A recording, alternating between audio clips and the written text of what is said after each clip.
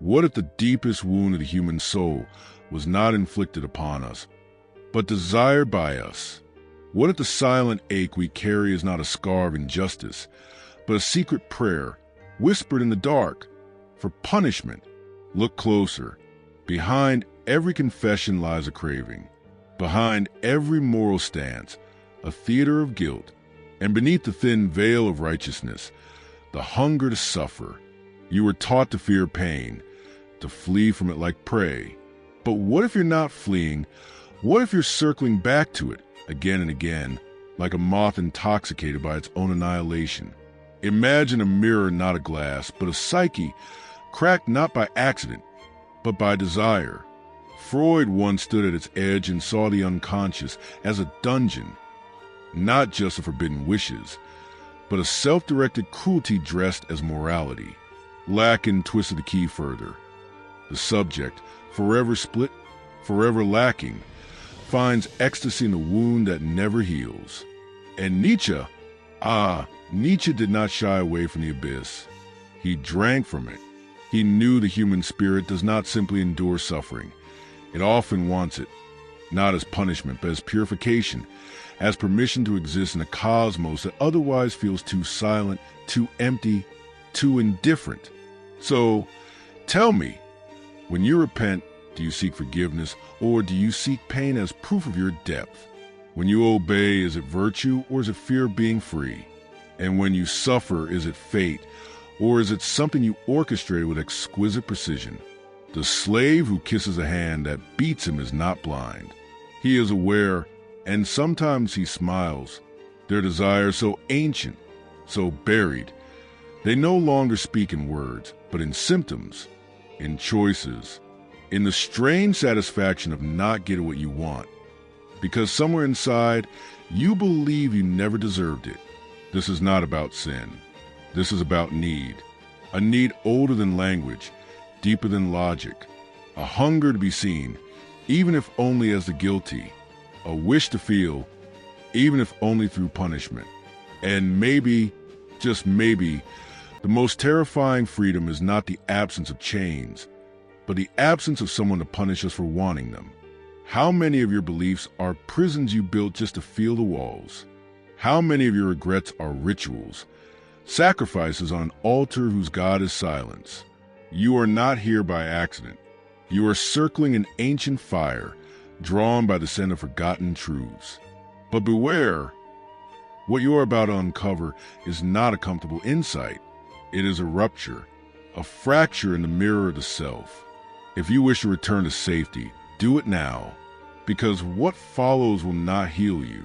It will undress you, slowly, mercilessly, until you see not what you are, but what you've always tried to hide. We suffer, and we say we didn't want it. We cry out against the world, against fate, against the cruelty dosed upon us. But deep within, in that place we rarely visit and almost never confess, there's a whisper, faint and persistent. Asterisk, I needed this. Asterisk, not because we deserved it, no, but because without pain, existence would slip through our fingers like smoke. Because in pain we feel, and feeling is the last proof that we are not empty. The child punished not for misbehaving, but for being. He does not seek escape. He seeks repetition. He learns to associate love with the blow, attention with the scolding, and slowly, so imperceptibly becomes instinct. He begins to chase what wounds him. Is this masochism? No, it is mythology. It is a sacred right of becoming visible through suffering. The soul, denied its fullness, learns to call humiliation identity and punishment home. Freud knew this, though he rapped in the language of science. He knew there was a pleasure in repetition, a strange gravity in the return to the wound. He called it compulsion, trauma, neurosis. But even he, in his later years, could not help but touch the sacredness of the cycle. Lacan sharpened the blade. He revealed that our entire being is structured like a desire that never lands, that our most intimate truths are spoken not in declarations, but in detours. The subject, always split, always craving the other's gaze, finds meaning only when that gaze contains judgment, and thus punishment becomes language, a language older than grammar, more precise than thought. We do not speak pain. Pain speaks us. The guilty pleasure being watched, not with love, but with accusation, becomes the only mirror where we recognize ourselves. But Nietzsche dared to scream what others whispered, that morality itself is forged in the furnace of resentment, that the good is not good, it is the weak's revenge against the strong. And in this inverted altar, we sacrifice our vitality to appear virtuous. We castrate our will, not for purity, but to be seen as victims, because to be a victim is to be holy. To be oppressed is to be morally superior.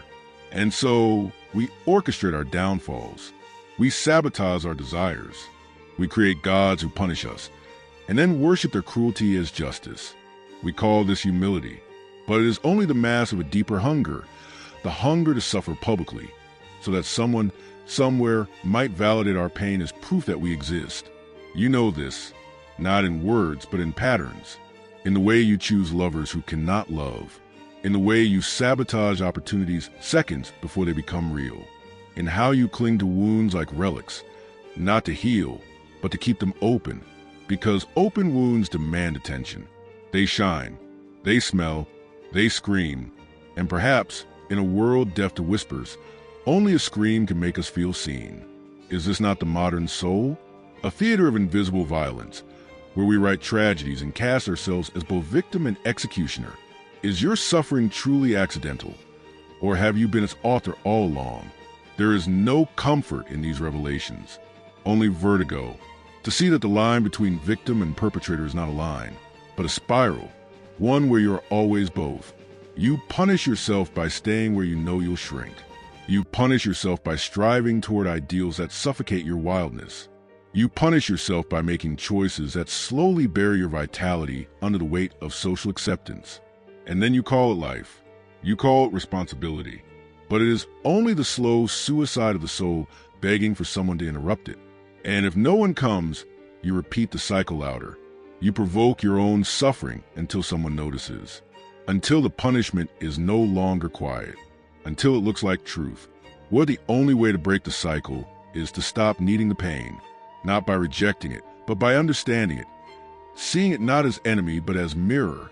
What if the guilt you carry is not evidence of wrongness, but residue of a system built to keep you kneeling? What if every time you choose suffering over freedom, you are not being noble? You are being obedient to a God you didn't choose. And what if that God is dying? The moment you stop craving punishment is the moment you become terrifyingly free. And that freedom, that unbearable openness, is what you've been fleeing all along. Not pain, but the absence of pain. Not judgment, but the silence that comes when you no longer need to be punished to exist. You are not broken. You are rehearsed. Rehearsed in the theater of guilt. Fluent in the language of self-denial. But now, the script is in your hands. And the next act has not yet been written. Will you bleed again for the same applause? Or will you walk off stage into the unknown, where no punishment awaits, only the terrifying possibility of freedom? And perhaps now, in the silence that follows the plunge, you begin to feel what once only hurt. The hidden meaning behind the pain, the disguised desire was always there, not as weakness, but as the soul's secret language. What once seemed like punishment reveals itself as ritual. What once seemed like suffering reveals itself as choice. And what once seemed like chaos reveals itself as a path. You weren't running from punishment. You were running from the void of not feeling it.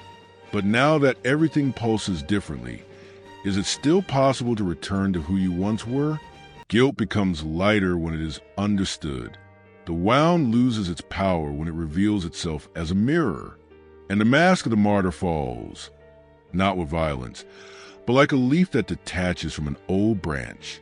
You always knew something was wrong with the way you blamed yourself, with the silent pleasure failing, with the pain you kept provoking just to justify your existence. Now, those questions no longer cut like blades. They burn like an awakening.